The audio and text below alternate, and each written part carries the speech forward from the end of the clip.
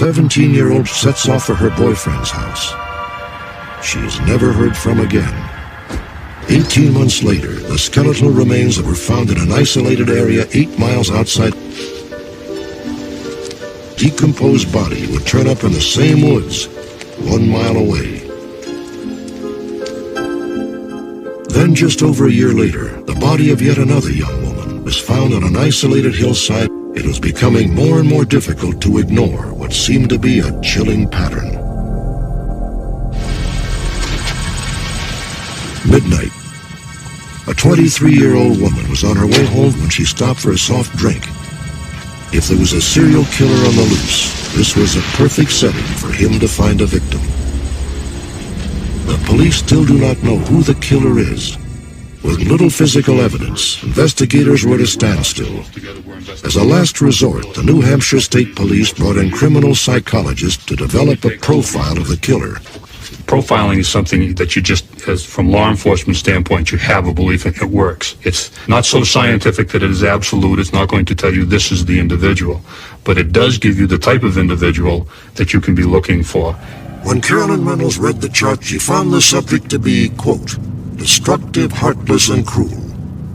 Carolyn concluded that if he wasn't so evil, he would be a murder victim himself. There's a lot of activity at home, and it's all unusual and not good. Automatically, I'm thinking something's not right here about what he's doing at home.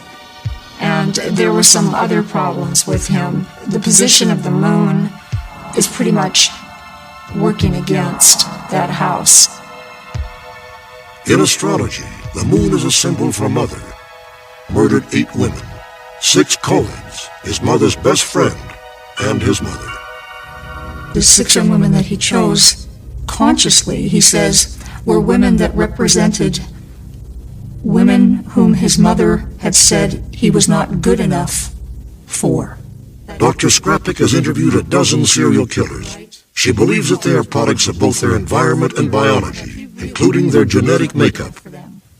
I'm most interested in trying to come to a better understanding of why it is serial murderers do what they do. Psychologically, of course, and as a psychologist, that's probably my bias. I hope you can understand where I'm coming from in the sense. The truth is, I honestly don't know if there's any value to astrology. I don't dismiss it, I don't discount it as a valid factor in human behavior. I just really cannot say one way or the other. He just looked at me.